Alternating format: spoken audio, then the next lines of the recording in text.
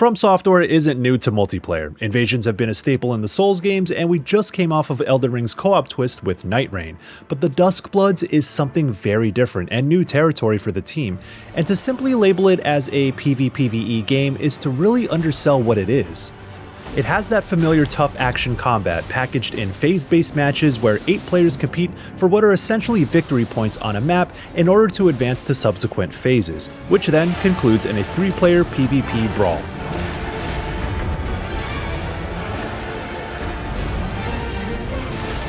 I got to play about 8 hours of the Duskbloods on a visit to FromSoftware in Tokyo, and while there are a ton of nuances I'll dissect in this preview, I'll say up front that it has the makings of another hit in the Souls lineage, where fun is found in the challenge and the mysteries of its world propel you to keep pushing.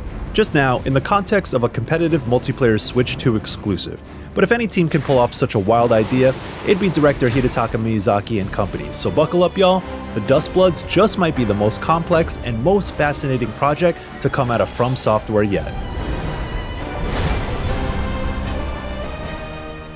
The build I played alongside other media and content creators is the same as the network test, and all the gameplay you're seeing here was provided by Nintendo and FromSoftware since we were not permitted to record our own. You'll notice the UI is removed and that there are specific features I'm not able to show, so I'll need to lay some groundwork since the Duskbloods has a lot of moving parts. This is a multiplayer-only Switch 2 game, and 8 players queue into a match as one of the several characters known as the Bloodsworn, each of which have their own weapons, ranged attacks, and special abilities. Every match has 3 phases that last about 8 minutes each, where you must earn virtue points to survive the culling. While everyone makes it past Phase 1, the bottom 2 players are eliminated after Phase 2, and the bottom 3 are gone after Phase 3. That leaves 3 players who are then transported to a closed-off combat arena under a blood-red sky to duke it out in the finale called the Moonblood Bestowal. A full match can last about 30 minutes, but when all 4 parts are varied and feel like an intense race against the clock and other players, it's easy to lock in and stay focused as every moment counts. Now, how do you earn virtue points? There are commendations that award points to the players with the most PvE enemy kills, called Bloodfang Virtue, and or the most items collected, called Collector Virtue. This can change as the match goes on since points will be awarded and taken away based on how you stack against others, but these stats are never displayed. There's also Flame Virtue, which are these collectible purple embers you'll see on thrones of skeletons found in specific regions of the map. The region where these spawn is randomized in each phase, but their locations within that region seem to be similar. Repulsion Virtue is given when killing powerful enemies called Trespassers, which you can do alongside other players, and these are marked on your map. They vary in difficulty and they can take a long time to defeat, and they may not be the best use of your time early on in a match. Each Bloodsworn also has what's called a sigil, which is a unique objective for that character, and completing it rewards virtue points, but more on that later. Lastly, my favorite method of earning virtue is through what are called rituals, because this is where things get really spicy between players. In the back half or so of phases 2 and 3, a certain section of the map will be outlined in gold, signifying the ritual site, with 4 or 5 capture points marked within that boundary, turning the match into a sort of King of the Hill style game. Capturing a point rewards you with Pledge Virtue, however you have to hold the action button for about 10 seconds to capture it, thus leaving you vulnerable to other players and enemies who might be barreling down on you. Furthermore, other players can steal your capture point, which then takes away your virtue and gives it to them. I love swooping in to capture a point right when they open and hoping no one else contests it, but the tension goes crazy when I have to hold onto and defend my point. And this is where the PvP component really matters. Only inside ritual sites can you earn Sword Virtue, which rewards you for killing other players. It truly turns into a PvP zone when you're trying to capture points, defend them, and fight other players, but the virtue you gain can stack quickly and shoot you up the rankings. The element of surprise works wonders, since getting the jump on players by using your map knowledge and your Bloodsworn's abilities effectively will make quick work of them, and the push and pull dynamic this creates is absolutely thrilling. It's worth noting that you'll keep respawning in matches, so dying doesn't mean elimination, and you're not obligated to participate in rituals since it's more like a map event. But it's high risk, high reward, and for the sickest of soul sickos, the risk is so compelling.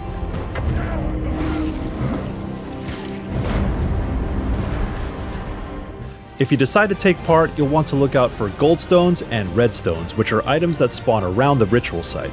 These will boost the virtue gained from capturing points and killing other players, respectively.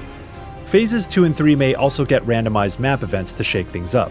One I kept getting allowed me to call in airstrikes from a zeppelin that lingers up in the sky, which can decimate anything within range, including yourself. It's definitely handy for keeping folks away from my precious ritual spots. But some are opportunities to earn more virtue, like one that rewards the first player to ring the bell atop the tallest building on the map. I was able to do this before anyone else by finding clever ways of climbing up the tower, and it was chaos having 5 or so other players scrambling on the way up and taking potshots at each other. So I was able to consistently make it to the finale since I grasped the virtue system quickly, but the 3-player PvP brawl here at the end taps into a whole different skill set, and almost had us moving like it was a fighting game or one of those 3D arena brawlers. It can be overwhelming if you don't know how to manage the chaos though. There isn't as much room for trickery in this closed arena, so it's more about reading your opponents and really understanding what their specific Bloodsworn is capable of while keeping your head on a swivel, especially when everyone has a summoned NPC companion to fight alongside them. Each player gets 2 lives, so there are opportunities to make a comeback, but if you can't hang with the speed and demand of head-to-head PvP, it can be rough going. That's the Soul Style challenge, but damn is it rewarding when you can pull it off in the end.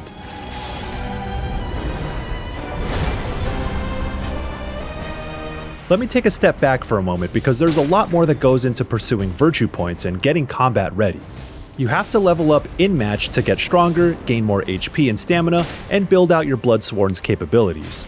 If you're not defeating enemies at a solid pace, you can end up underpowered later on in the match, so it's important to stay active at every second. You can gain XP fairly quickly and end up around level 17 or 20 by the final phase, but you gotta be grinding. Each Bloodsworn gains a new special ability at level 12 as well, and these are so important to have in tough battles. For example, my favorite Bloodsworn, Trong Lan, has a cloaking ability to start, but at level 12 she can then summon a massive snake to direct heavy AoE damage and knockback. Meanwhile, the noble skeleton Senator Samir Patris can transform into a dinosaur that homes in on targets, chews them up, and tosses them aside, which became an early favorite during the preview. We had access to 6 Bloodsworn and 10 are planned for the full release, and they were all distinct enough to form a unique approach. Sniper Layla has melee attacks of course, but she emphasizes long-range shots, as her name would imply, and almost plays like it's a third-person shooter. Albert is your sort of all-rounder, while the pajama boy Bloodhand Yan sports an axe and mage-like fire spells. However, I can't tell y'all how many times the armor-clad chicken man named Zork knocked me on my ass with his jetpack rushdown.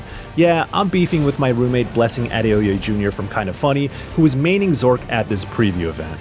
But that's part of learning how to play the Duskbloods. It's about understanding movesets and knowing how to counter what you're up against when it comes time for PvP. Furthermore, these characters have their own sigils you can activate before a match. As I mentioned earlier, these are objectives unique to them. For example, Trong Lan's sigil makes you seek out a certain player as a target, and the Senator lets you propose to another player in hopes they'll accept. This is one area that director Hidetaka Miyazaki told me he's paying attention to with regards to player reception, as these are one of the wild cards that can affect the typical cadence of a match. As far as gameplay feel, it's comparable to say Bloodborne or Night Rain, but not quite Sekiro in terms of speed. You have a normal and heavy attack, a projectile, a block, a parry with a perfect time block, and a sonic howl that will stagger enemies when executed in the parry window. You can then bite the neck of staggered enemies, which causes big damage and heals you, and when done to weaker enemies, this will turn them into minions who follow you around the map and fight for you. More importantly, NPC companions called kin are one of the biggest keys to success in the Duskbloods. You'll find glowing symbols across the map to summon kin, who will then accompany you for the rest of the match. Depending on their type, they can either fight alongside you or provide support. They level up independently and are another way to create a sort of build throughout the match. If they die, they'll go on cooldown before being able to return to the field, but make sure they're always present. While there will be 3 maps at launch, we only got to play one map called Luanro City, and it evokes a bit of the grim Victorian vibe of Bloodborne, especially as it gets deeper into the night with each passing phase. So at the start of a phase, you choose the general area to spawn into, and then you'll get a random spot within it. Foggy swamps, a towering cathedral, dirty city streets, crowded rooftops, poisonous sewers, and a bridge that runs through the middle of the map. These all make up the interconnected regions. Markers on the map indicate which of these regions have which perks during the phase, such as Flame Virtue, weapon upgrades, or bonus kin XP for example. But getting to and from these hotspots efficiently is such an important key to success. Even after about 8 hours of game time, I was still discovering the intricacies of the map and formulating new tactics just as I thought it was starting to get repetitive. If the first map is this dense, I'm hyped to see what the others can offer. Verticality is very much a highlight in the Duskbloods. No, you don't get a double jump or a triple jump, but a quadruple jump and an air dash along with it, and you can charge up that first jump to fly into the air. Along with infinite sprint, this movement system makes things feel fast-paced and match the hustle required once the clock starts ticking. Hopping across rooftops, boosting up floors above, and well, air dashing isn't exactly what you would expect from a Soul-style game, but it works well for navigating such a varied map very quickly.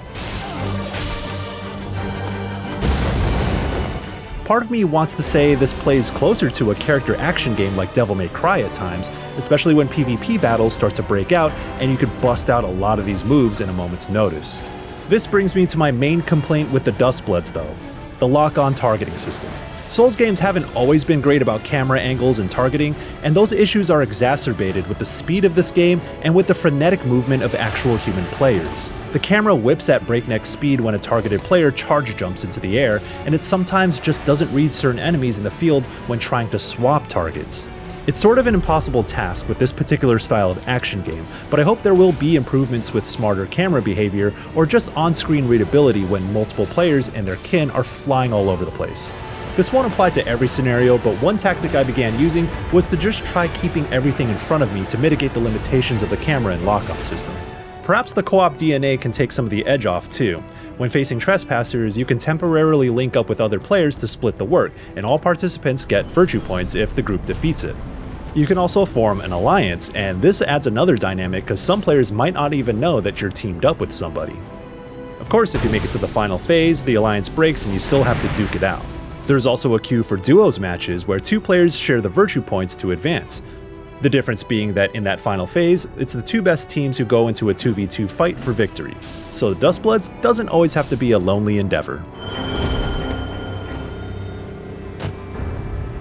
Now, Miyazaki said it himself that board games and tabletop RPGs were a definite influence when coming up with the rules and mechanics for the Duskbloods. Thankfully, there's a lengthy tutorial that does just enough to prepare you. He admits that this is the most complex game he's worked on, but like a good board game, once you grasp the rules and get enough reps, matches will start to flow naturally.